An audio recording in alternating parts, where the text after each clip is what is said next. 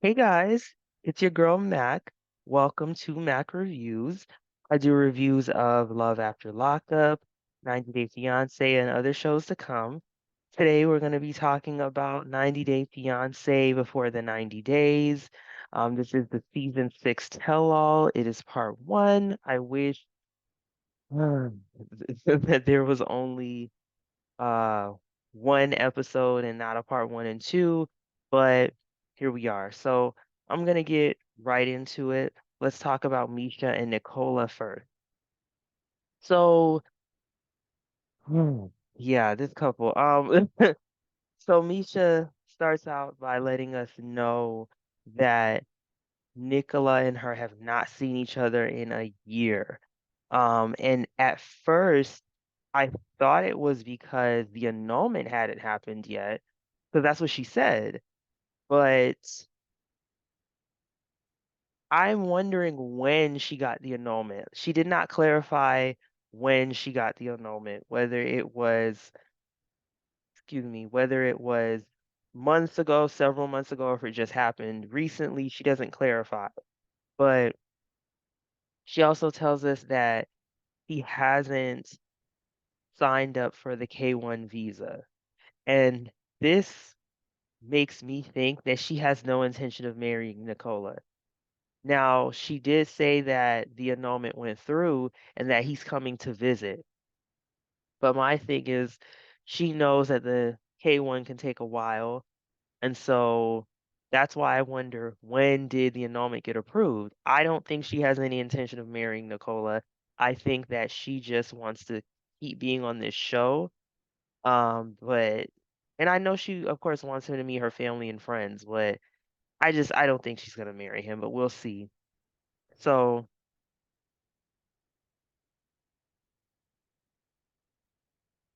they bring her daughters on to talk about what they think and how they feel about possibly meeting Nicola.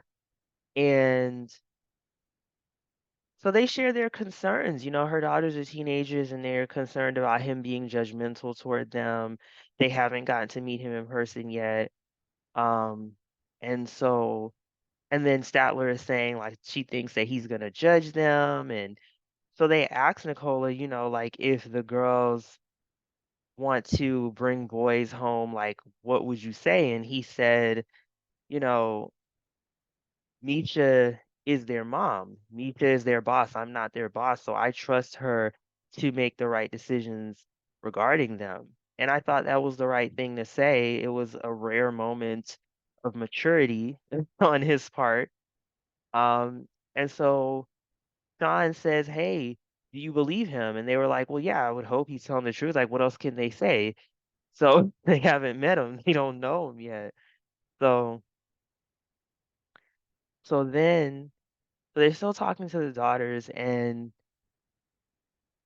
they said, okay, they show a clip from, one of the several scenes where Nicola is dismissive toward her and her feelings and doesn't listen to her and tells her that she sounds crazy or she sounds, like she's talking nonsense. And he said that he apologized to her.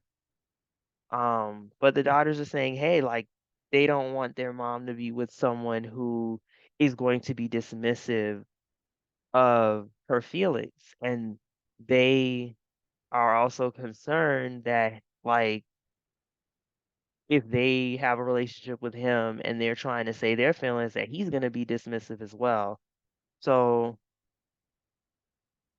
I think he's trying to say things to reassure them, and he's saying he apologized. But like, I think the issue is like, are you going to be able to listen and be understanding and considerate? Because he has not shown consideration. He has not shown an ability to listen. And so I think that's their big concern. Um, okay, now we gotta read Nicola because he tried to sit up there and be like, oh, I'm the man and the man is the head of the household and the woman's supposed to follow the man. And he talks about that thing, it's in the Bible. But the thing, okay, first of all, let me say this. I am a Christian and I believe, first of all, the Bible, we can't interpret the Bible outside of the time and period and historical context in which it was written. And the reality is that when the Bible was written, or the Bible that we have access to was written by men. The books we're reading were written by men.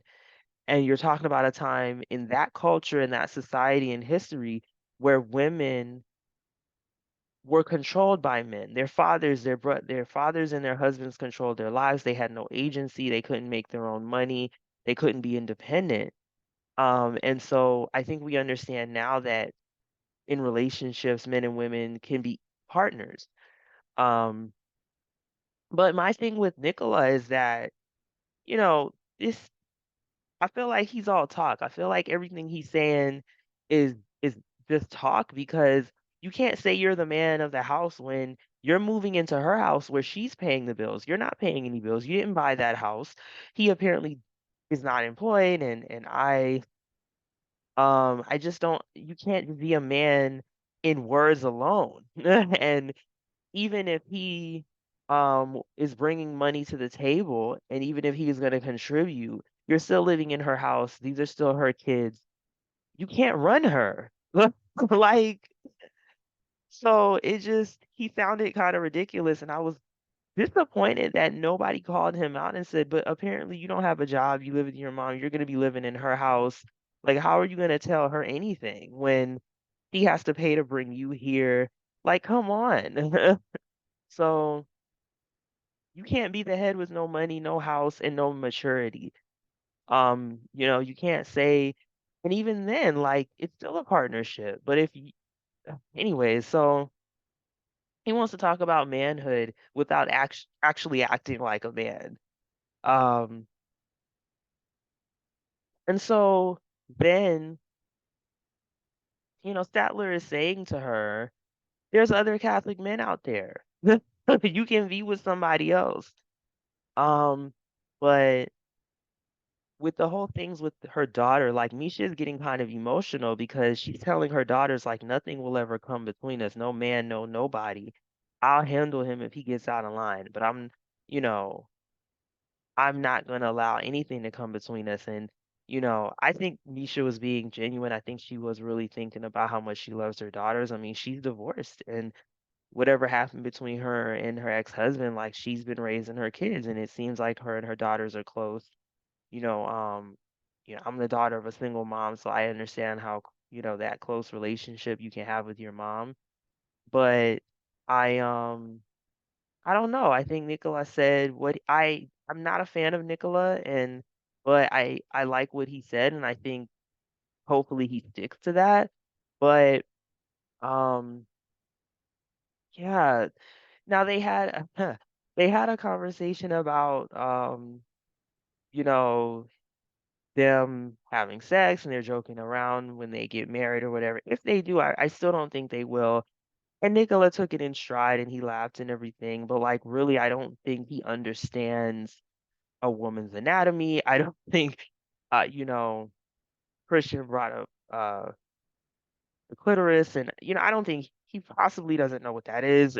And so, yeah, I mean, that's between them, how they're gonna deal with that. That's up to her. I just think the issue is that she's not a virgin. I think that could be a problem for her. But the thing is, he's not even considerate of her feelings. He doesn't even seem to care about how his words impact her or if it hurts her.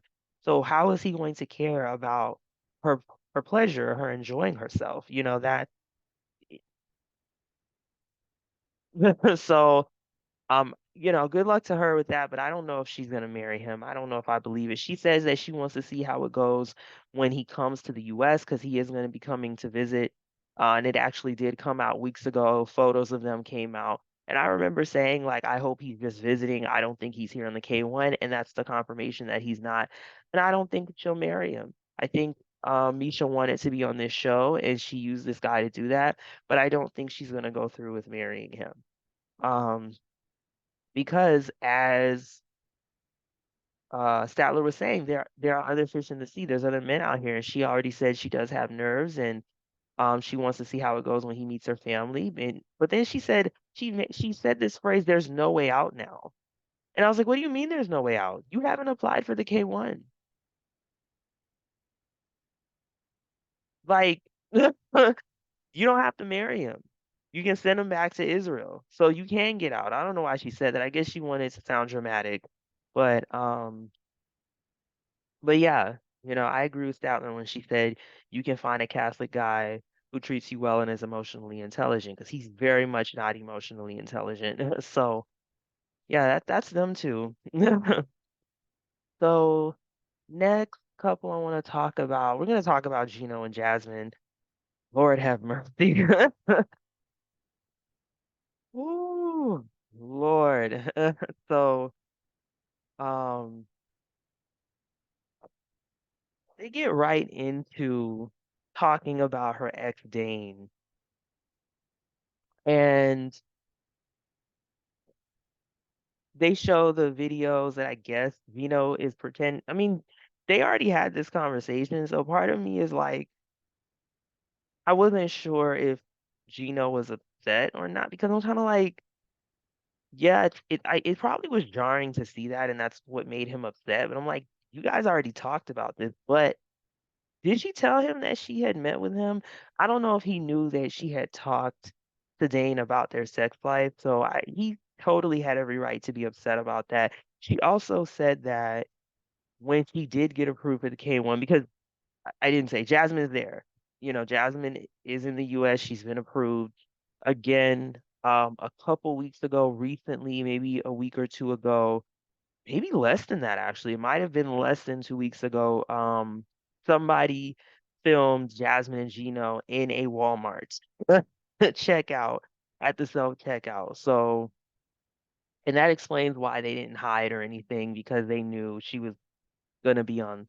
I didn't think she'd be on the tell-all. I just assumed, yeah, she got the K-1, but I didn't think she had gotten here so quickly. So, congrats to them. So, it was interesting seeing her there as opposed to seeing her on a camera.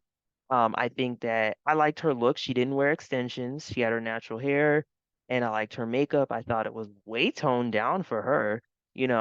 She's usually a lot more in your face. I thought her dress was even toned down. I mean, it was um a muted green color. I thought it looked really nice. She didn't super emphasize her boobs. Like, she really actually looked more modest than she usually does. And I can see why she did that. I think she was more aware of her image this time around, and she wanted to come off better. Yeah, even though I don't know. So um but I did like her look. Now, she admits that when she got approved for the K-1, that Dane that Dane took her out for a quote goodbye dinner unquote, and I was like, what? Like, why would you? And she's saying she didn't know if she'd ever see him again, and I'm like, why does it matter?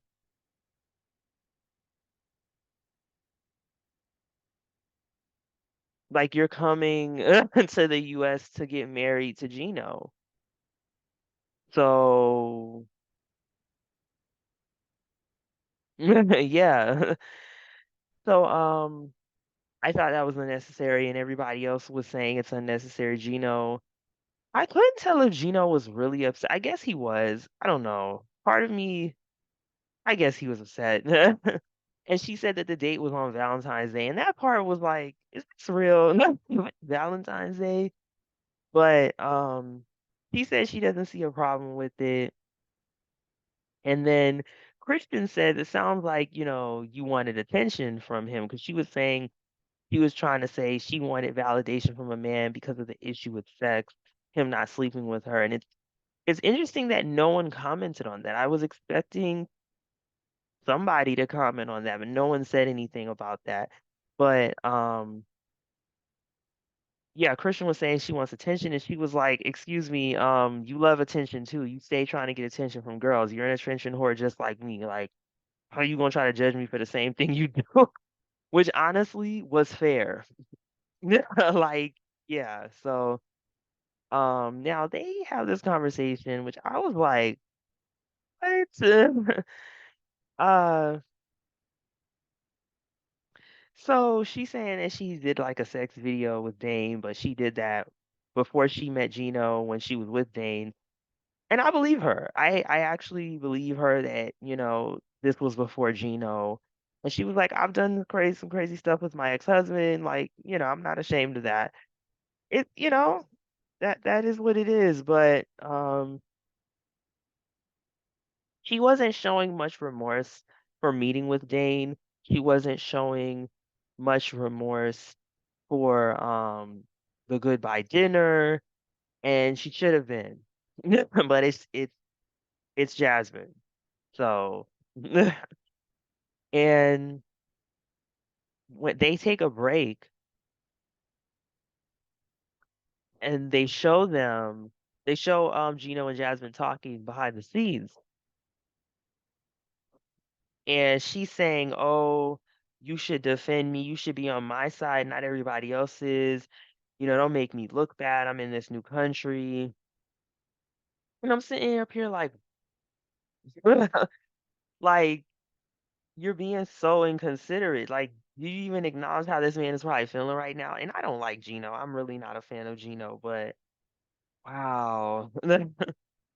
So we are apparently going to get more from these two. I thought it wasn't the whole of their segment. So next I'm going to talk about Dempsey and Statler. So this was really interesting.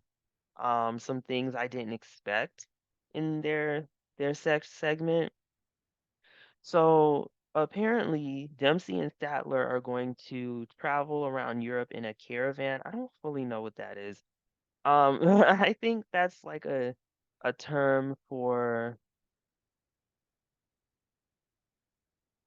people traveling. I don't know, but I guess maybe that's the equivalent to an RV.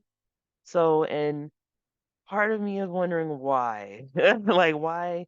I think that like it's fine. Like couples do that. Like a past couple from I think they're from season 1 or 2, Russ and Paola, they apparently have done that or are doing that. They travel the US in an RV. So I'm not saying couples can't do that, but they did that after they'd already been together and lived together for several years. Like I think that before Dempsey and Statler do that, they should live together a little while and get stable in their relationship before they just go out and travel together. And apparently the RV is going to be smaller than the trailer she already lives in. So Statler is saying she hopes that it'll help her to grow and, that she'll get used to it. So I don't know why to do that. But so, and then Statler is going to be the main breadwinner because Dempsey's job was on that farm, like helping the owner of the land because he had like um, he was doing like an Airbnb type thing with he had some houses on the land on the property, and she would like work with him on that. So she won't be working. But and Statler is concerned about that because she says that she wants a financially independent partner, and I'm like, well, she already was financially independent, but she won't be that once you're traveling. But I don't know why Dempsey wants to travel. I don't know. But so then they also talk about like how Dempsey I really didn't need to see this. This was uncomfortable and I'm glad that they edited it out. I don't know why they wanted to show it. It wasn't necessary. They had enough to talk about. But they did some yoni cleansing and Dempsey said that this was funny. He quote said, "We're sacrificing the slut out of you." um and making you holy again.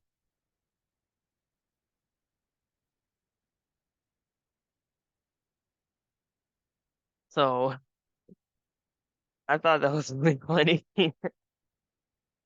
Um, so then, so then Dempsey So yeah, she said they were gonna make her holy again, and and I mean Dempsey's serious, and there's some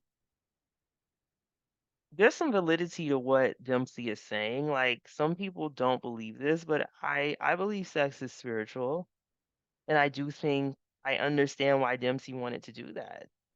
Like if that, y- I don't think that sex is just physical, but I think there's people who do believe that, and I don't think so. I think it's spiritual, and so I do think you can take things from every person you've been with, possibly. So I understand why Dempsey wanted to do that. Um, Now they talk about Statler saying she had sex in church. I really feel like this is something that didn't have to be talked about, but they did it because of Nicola being there, honestly. And apparently, now she had mentioned that she had had sex in church. I didn't know it was a Catholic church because they said it was during mass, and he was like, "Oh yeah, it's kind of making a mockery of God. It's a sin." And and then like Christian said, "Yeah, I mean it's kind of disrespectful," and someone else said it's unusual. Um, and then Cleo was like, "I thought you were gonna say that you've done it," and he was like, "That's a little much for me." I mean, it's I don't know why having sex in church was necessary. To be honest, it is unusual. It is a little like I think for me, it's just like there are people there. And I just think for me, I wouldn't ever be comfortable doing that when there's people around. I know everybody's different, but just why? Like why you could have went out in the car, you could have went home. I don't really know why it had to take place while, that's not what people are there to do. I don't know. Um like I know Kev and Melissa, there's a couple on YouTube, a comedian and his wife. They said that they did it in a church van, but again, that's outside, you know, during church, there's people in the building. So I don't know. I don't think that needed to really be touched on. It wasn't a big deal. They didn't really talk about it for too long, but it was funny when Cleo was like, "I thought you were gonna say that," because I almost thought that too. So so yeah, I mean, it's not a huge thing. It is what it is. Um, Dempsey is not bothered by it, so that's all that matters. He's not bothered by her sexual past. Um, Although during the season, she did say she was a little concerned that Statler seems to be more experienced than she is. So I thought they were going to talk about that, but they didn't. So Statler has a friend that comes in, and I wasn't feeling this friend. I didn't get the energy this friend was coming with because it was negative energy. And the friend is saying that she confirms that Statler usually moves quickly in relationships. Statler told us that, so we know that. Um, and then Jasmine asks the friend, "So what's special about Dempsey?" And the friend is like, she's not sure that Dempsey is any different. It's special, and Dempsey didn't like that. And he said, her opinion's invalid. And and the friend was like, "Oh, why are you getting so aggressive?" And I was like, "Pepper, why do you think she's getting aggressive?" I can't stand when people do stuff to try to get under your skin and try to offend you. And then when you react, they're like, "Why are you reacting like that?" I can't stand people who do that stuff. And that's what this so-called friend was doing. And I didn't understand. Like, okay, anyways, we're gonna get into it, but I just think that I understood why Dempsey was annoyed, and I didn't know why the friend was acting like it was weird. It made complete sense for her to be annoyed. Her answer was aggressive because you just said that she's not special. And my thing is, how can you judge whether they're special? You haven't met Dempsey in person, and um you haven't been around them as a couple. Like, yeah, then she acknowledged all she can go off is what Statler has told her. I didn't like that Statler didn't say anything. Statler didn't say, well, she's special for this reason. She's different for this reason. Because on the show, he said that he feels like she can be 100% herself, that Statler accepts her, and she feels secure with her. So why didn't Statler say that? Why did she just allow her friend to say, like, I didn't like that. Um, And then Statler starts talking about how they struggle with communication. Wait, before I talk about that, I just want to say the friend does get emotional and says, "Take care of my friend. I really care about her love." And she was crying. So she does care about Statler, but I don't.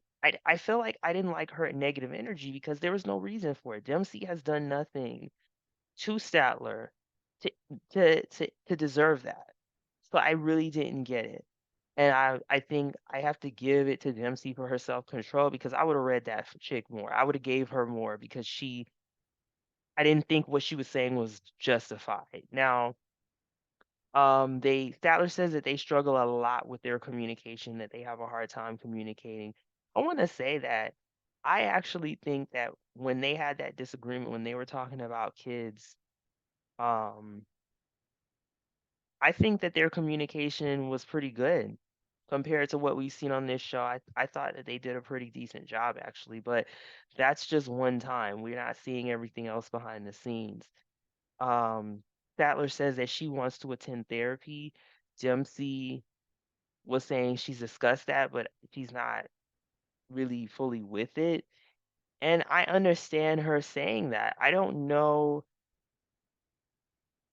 why do they need therapy? Like, I mean, they haven't even lived together. Why are they gonna go to therapy? I feel like they need to take. I feel like this couple, why they shouldn't be rushing. They need to take. Somebody got to decide if they're moving, but they don't have to move to live with each other. I just think they need to take the time to be in person. I don't know if they should go to therapy yet. And I'm not saying you have to be together for 5, 10, 15 years before you go to therapy. But my God, they've literally been together for about a year or less than a year, and they haven't lived together, and they're planning to do so, and they're gonna go to a therapist? Like, I mean, she said they bought some books, and I think that they should continue to use that. That's good. But I think going to a therapist is jumping the gun too soon. Like, I don't know, but yeah, I mean, their segment was interesting. I do want to say that like Dempsey was talking a lot of crap, but about Jasmine, but she's getting it too. And Jasmine was right to ask how is she different. I think that was a valid question actually. So okay, so the last couple that they covered tonight was Riley and Violet. This hot mess of a like I just uh so it they talk about Riley telling her about the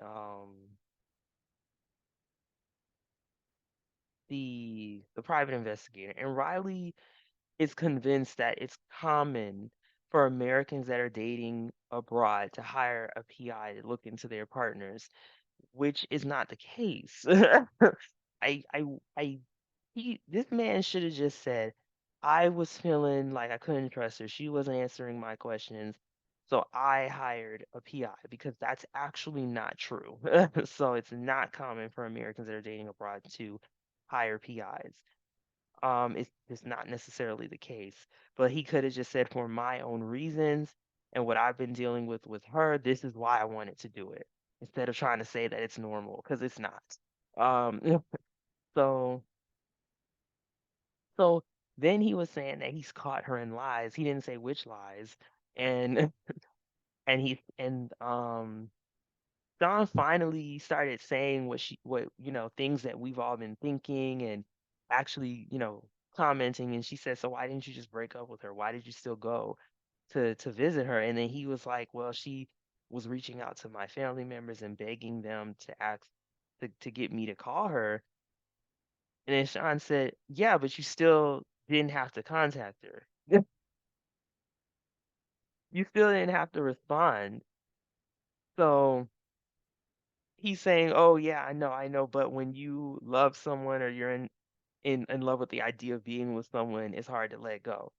So they bring out his annoying friend, and that friend of his, the woman, she wasn't really dressed according to the dress code. Like the dress code seemed to be, first of all, the colors seemed to be pink and blue, and everybody was dressed pretty nice. Like they dressed it wasn't like super classy, but everybody dressed pretty nice. And I was like wondering her outfits. And she's not a cast member, but the other friend and Mika's daughters dressed in line with the dress code. So I don't know why she went against it. But again, she's not a cast member. So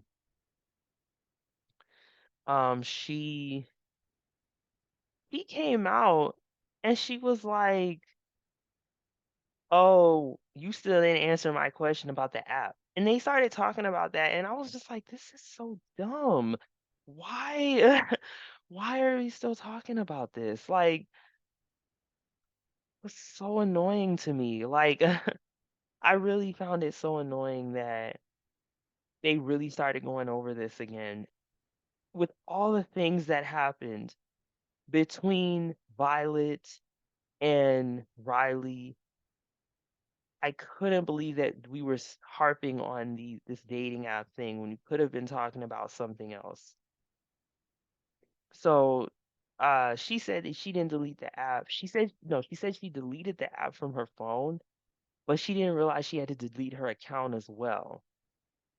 And he was like, oh, you need to own up to your stuff, blase, blase. And I just felt like that whole segment was just to fill air. Like that was just to fill airtime because who the heck cares? Like talk about all the other stuff that went down. Um, and so then Jasmine was saying that he thinks that Violet was keeping her options open. And I agree with that. I think she was as well. Um, Now they do address the baby thing, but mm, they didn't finish addressing it because um they cut it off. So we're gonna find out next week if she's actually still pregnant or what happened. But he was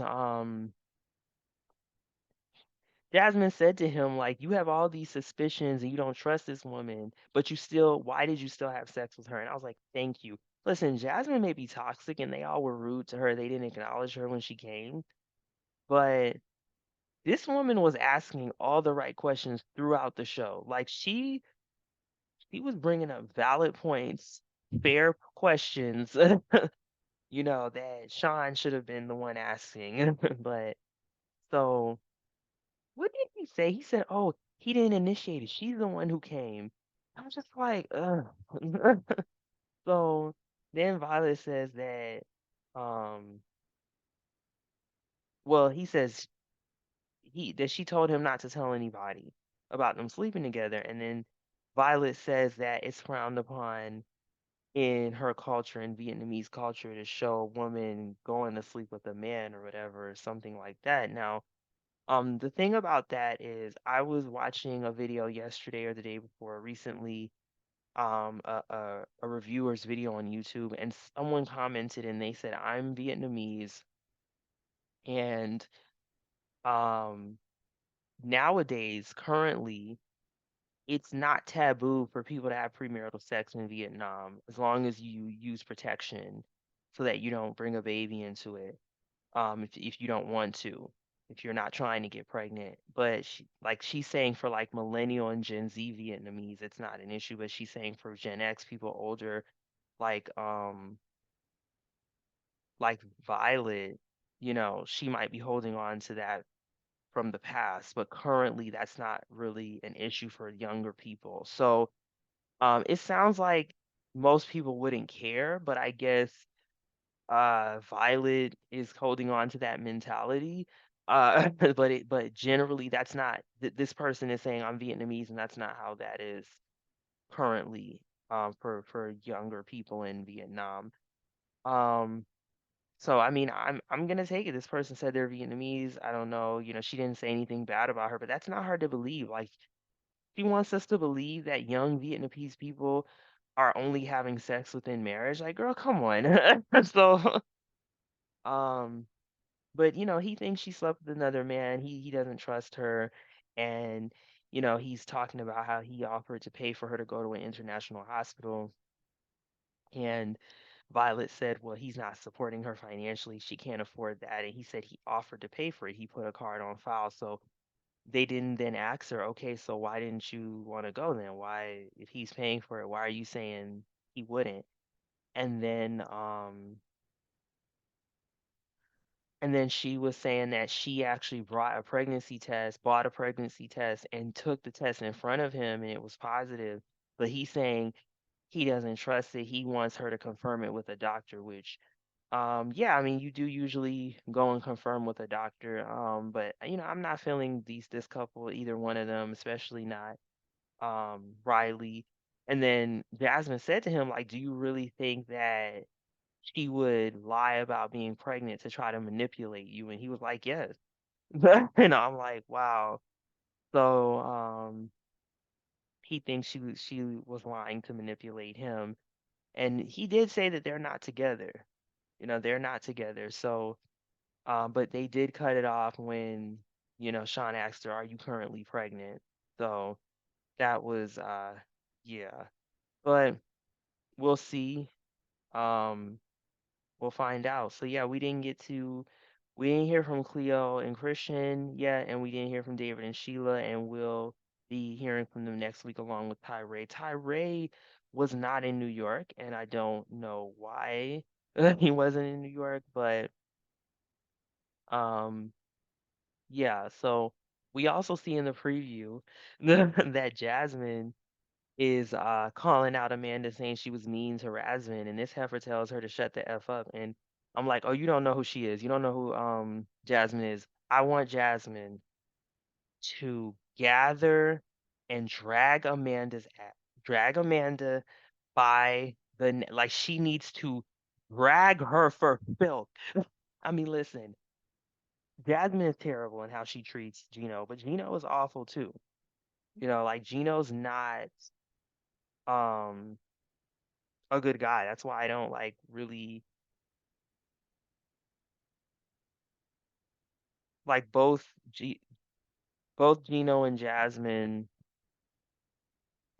are pretty awful. So, but Amanda's behavior toward Rasmin wasn't nasty to her. So, um yeah, I want Jasmine to drag her. I want Jasmine to rip her to pieces and gather her. So hopefully that happens. They had a studio audience, which I didn't like. I was concerned that the audience would be yelling and making sounds, but they muted the audience. So I don't even know why they were there. What was the point? But so yeah. Thanks for listening, guys. That's my review. If you're listening to on YouTube, please like, comment, and subscribe. Check me out on TikTok. It's at Mac Reviews Podcast. If you're listening to the podcast, give me 4 or 5 stars. I appreciate it. If you enjoyed this podcast, give me those stars. And I'll see you guys next week for Love After Lockup on Friday, and then 90 Day Fiance, the part tell all part 2 next Sunday. All right, bye.